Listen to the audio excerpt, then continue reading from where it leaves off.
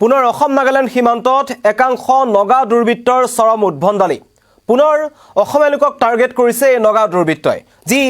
উৰিয়ামঘাট আছে যি গোলাঘাটৰ যি অসম নাগালেণ্ড সীমান্ত আছে এই উৰিয়ামঘাট অঞ্চলটোত বিগত কিছুদিনৰ পৰা চৰ্চাত আছে কাৰণ উৰিয়ামঘাটত শেহতীয়াকৈ উচ্ছেদ অভিযান চলিছিল আৰু এই উৰিয়ামঘাটৰ ৰেংবা বন অঞ্চলৰ পৰা হাজাৰ হাজাৰ বাংলাদেশী অনুপ্ৰৱেশকাৰীক বা মিয়া লোকক তাৰ পৰা খেদি দিয়া হৈছিল আৰু ৰেংবা বনাঞ্চল বেদখল মুক্ত কৰা হৈছিল যিবোৰ একাংশ দালাল একাংশ মাতব্বৰৰ সহায়ত আমাৰ মধ্য অংশৰ পৰা যোৱা একাংশ মিয়া লোকে দখল কৰিছিল আৰু সেই অঞ্চলসমূহ পুনৰ অসম চৰকাৰে এই ৰেংবা বনাঞ্চলখন বা বন বিভাগৰ তত্ত্বাৱধানত ৰাখি সেইবোৰত তেওঁলোকে বৃক্ষৰোপণ কৰিম বুলি কৈছিল আৰু কিন্তু অতি পৰিতাপৰ কথা সেই যে উচ্ছেদ অভিযান যেতিয়া চলিল মিয়া লোকসকলক তাৰ পৰা যেতিয়া খেদি দিয়া হ'ল সেই ৰেংবা বনাঞ্চলত কিন্তু চকু পৰিল নগা লোকসকলৰ আৰু অতি পৰিতাপৰ কথা যে নগা লোকসকলে আগতে যিসকল তাত মিয়া লোক আছিল মিয়া লোকসকলে যিবোৰ 100 বিঘা 200 বিঘা 300 বিঘালৈকে মাটি দখল কৰি তেওঁলোকে তামোলৰ বাগান তেওঁলোকে নিৰ্মাণ কৰিছিল বা ৰোপণ কৰিছিল সেই তামোলৰ পৰা তেওঁলোকে অবৈধ সুপাৰী সিন্ডিকেট নগা লোকসকলৰ সহযোগত চলাই গৈছিল কিন্তু যেতিয়া গম পালে যে অসম চৰকাৰে মিয়া লোকসকলক তাৰ পৰা খেদিছে তেতিয়া তৎপৰ হৈ উঠিল এই নগা দুৰ্বৃত্তসকল আৰু অসমৰ প্ৰশাসনক বুঢ়া আঙুলি দেখুৱাই সৰুপথাৰ যি সমজিলা প্ৰশাসন আছে তেওঁলোকক বুঢ়া আঙুলি দেখুৱাই বন বিভাগক বুঢ়া আঙুলি দেখুৱাই অন্য নালাগে যেতিয়া তদানীন্তন বনমন্ত্ৰী আছিল চন্দ্ৰমোহন পাটোৱাৰী তেখেত যেতিয়া তালৈ গৈছিল বৃক্ষৰোপণৰ কাৰণে তেওঁকো তাত নগা দুৰ্বৃত্তই গছপুলি ৰোপণ কৰিবলৈ দিয়া নাছিল পুনৰ এক ঘটনা সংঘটিত হ'ল এবাৰ 1 নং ৰজাপুখুৰী আৰু 2 নং ৰজাপুখুৰী যেটো আছে উৰিয়ামঘাটত সেই দুখন গাঁৱত এতিয়া কেইবাটাও নগা সংগঠনৰ নাম লৈ একাংশ নগা লোক আহিছে আৰু তেওঁলোকে প্ৰতিঘৰ মানুহৰ পৰা অসমৰ মাটিত থকা এই 1 নং ৰজাপুখুৰী আৰু 2 নং ৰজাপুখুৰী যিসকলে অসমৰ চৰকাৰক তেওঁলোকে খাজনা দি আছে সেই খাজনা দি থকা মাটিত নগা দুৰ্বৃত্ত আহি 110 টকাকৈ তেওঁলোকে হাউচ টেক্স দাবী কৰিছে অন্যথা যদি টেক্স নিদিয়ে তেন্তে পৰিস্থিতি ভয়ংকৰ হ'ব বুলি তেওঁলোকে ভাবুকি প্ৰদান কৰি থৈ গৈছে এয়া হৈছে অসম নাগালেণ্ড সীমান্তত নগা দুৰ্বৃত্তৰ উদ্ভণ্ডালি আকৌ উৰিয়ামঘাটৰ কথা কৈছো যি উৰিয়ামঘাট বিগত কিছুদিন ধৰি চৰ্চাত আছিল মই পুনৰ কৈছো যেতিয়া তাত ৰেংবা বনাঞ্চলত উচ্ছেদ অভিযান চলিছিল তেতিয়া তাত ওলাই পৰিছিল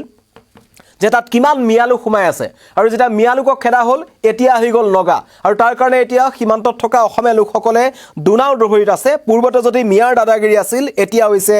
নগাৰ দাদাগিৰি আৰু নগাই সকলো সীমা পাৰ কৰি তেওঁলোকে প্ৰতিঘৰ মানুহৰ পৰা দুখন গাঁও 1 নং ৰজাপুখুৰী 2 নং ৰজাপুখুৰী গাঁও প্ৰধানৰ আগত তেওঁলোকে এখন জাননী দিছে এখন অথৰাইজেশ্যন বুলি তেওঁলোকে লিখি দিছে আৰু তাত দুটা নগা সংগঠনৰ নাম উল্লেখ কৰা হৈছে সংগঠনকেইটা হৈছে NSCN এটা উগ্ৰপন্থী সংগঠন আৰু লগতে GPRN নিক্কি গোট তেওঁলোকৰ ডেপুটি সেক্ৰেটাৰী স্বাক্ষৰিত পত্ৰ তেওঁলোকে গাঁও দুখনৰ প্ৰত্যেক পৰিয়াললৈ প্ৰেৰণ কৰিছে য'ত তেওঁলোকে 110 টকাকৈ দিব লাগে বুলি কৈছে এয়া হৈছে উৰিয়ামঘাটৰ হুংকাই বস্তিৰ পৰিস্থিতি য'ত নগাসকলৰ এই ধৰণৰ দপদপনি দেখিবলৈ পোৱা গৈছে আৰু নগা লোকৰ যি আগ্ৰাসন আছে নগাৰ যি ভাবুকি আছে সেই ভাবুকিৰ মাজত এতিয়া সীমান্তত থকা লোকসকলে দিন অতিবাহিত কৰিব লগা হৈছে নগাই হুংকাৰ প্ৰদান কৰিছে যি সময়ত মিয়া খেদা হ'ল কিন্তু এতিয়া নগা খেদিবলৈ চৰকাৰ প্ৰশাসনে কি ব্যৱস্থা গ্ৰহণ কৰে সেয়া লক্ষণীয় হ'ব আৰু ইয়াৰ আগতো সেই অঞ্চলসমূহত নগা আৰু অসমীয়াৰ যি সংঘাত আছিল সেই সংঘাত হৈছিল নগাই কেইবাবাৰো সেই উৰিয়ামঘাটৰ সেই অঞ্চলসমূহত গুলি ফুটাই সন্ত্ৰাসৰ সৃষ্টি কৰিছিল তেওঁলোকে হাতত মাৰণাস্ত্ৰ লৈ য'ত উচ্ছেদ অভিযান চলিছিল সেই উচ্ছেদ অভিযানৰ ঠাইসমূহ তেওঁলোক ঘূৰি ফুৰিছিল এতিয়া সকলো সীমা চেৰাই তেওঁলোকে গাঁও দুখনৰ গাঁও প্ৰধানৰ হাতত তেওঁলোকে অসমৰ মাটিত তেওঁলোকে কি কাৰণত থাকিব লাগে আৰু থকাৰ কাৰণে তেওঁলোকক এতিয়া 110 টকাকৈ প্ৰতিঘৰ অসমৰ মানুহে দিব লাগে বুলি তেওঁলোকে ভাবুকি প্ৰদান কৰিছে মন্তব্য আহিছে মন্তব্যটো প্ৰথমতে শুনাই ল'ব বিচাৰিছোঁ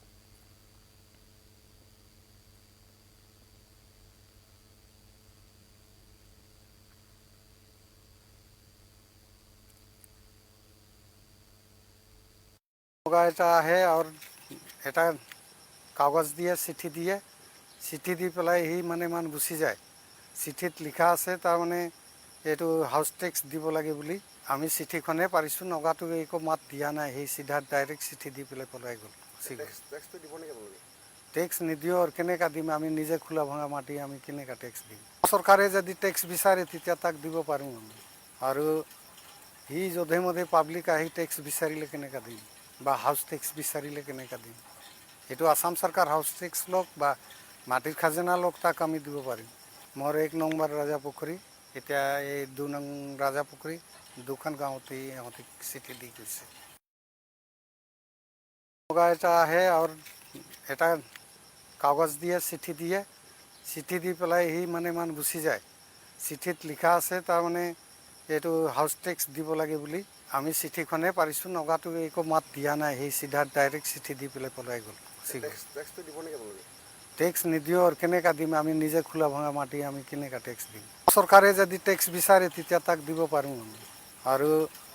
সি যধে মধে পাব্লিক আহি টেক্স বিচাৰিলে কেনেকৈ দিম, বা হাউচ টেক্স বিচাৰিলে কেনেকৈ দিম? এইটো আসাম চৰকাৰ হাউচ টেক্স লওক বা মাটিৰ খাজনা লওক, তাক আমি দিব পাৰিম। মোৰ 1 নম্বৰ ৰাজাপুখুৰী, এতিয়া এই 2 নং ৰাজাপুখুৰী, দুখন গাঁৱতে ইহঁতে চিঠি দি গৈছে। এয়া হৈছে অসম নাগালেণ্ড সীমান্তৰ পৰিস্থিতি। যি উৰিয়ামঘাট আছে, সৰুপথাৰ উৰিয়ামঘাটৰ 2খন গাঁৱক টাৰ্গেট কৰিছে, আৰু কেৱল 2খন গাঁও নহয়, আচলতে এই সমগ্ৰ ৰেংবা বনাঞ্চলখনৰ ওপৰত নগা দুৰ্বৃত্তৰ চকু আছে। আৰু এইটো প্ৰথম ঘটনা নহয়। আমি নিউজ 18 অসম নৰ্থ ইষ্টে একাধিকবাৰ এই সন্দৰ্ভত আমি বাতৰি পৰিৱেশন কৰিছোঁ, কেনেকৈ নগা আহে। আমাৰ যি স্থানীয় সাংবাদিক আছে দেৱাশিষ গৌতম, তেওঁ কেইবাবাৰো আমাৰ এই নগা দুৰ্বৃত্তৰ অহা বা এনেকুৱা কিছুমান চাঞ্চল্যকৰ ভিডিঅ' তেওঁলোকে আমাৰ হাতত দিছে, আমি সম্প্ৰচাৰ কৰিছোঁ। CRPFক তেওঁলোকে ভাবুকি প্ৰদান কৰে। CRPFৰ একেবাৰে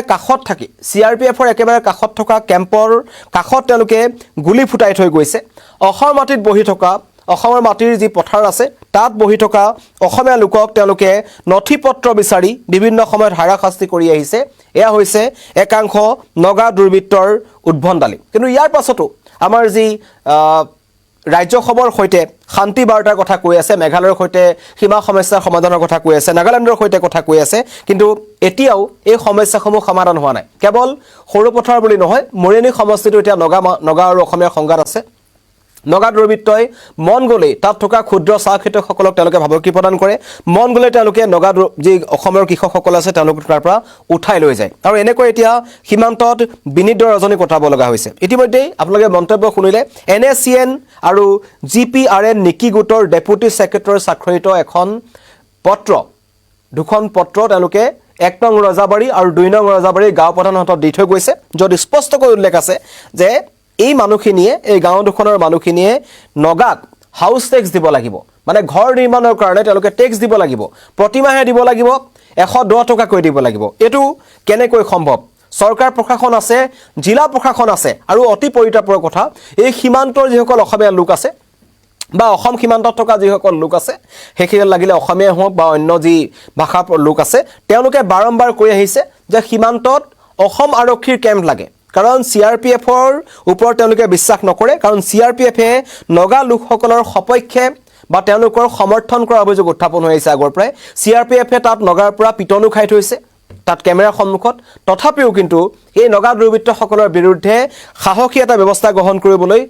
নাই এই CRPF প্ৰশাসনৰ। আৰু সেইকাৰণে এতিয়া কোৱা হৈছে যে জিলা প্ৰশাসনক কোৱা হৈছে, আৰু এই ক্ষেত্ৰত যি স্থানীয় বিধায়ক আছে বিশ্বজিৎ ফুকন, তেখেতকো বাৰম্বাৰ কোৱা হৈছিল। তেওঁ তাত উপস্থিত হৈ অসমৰ আৰু নাগালেণ্ডৰ মাজত যি সীমা সমস্যা আছে বা এইদৰে নগা দুৰ্বৃত্তই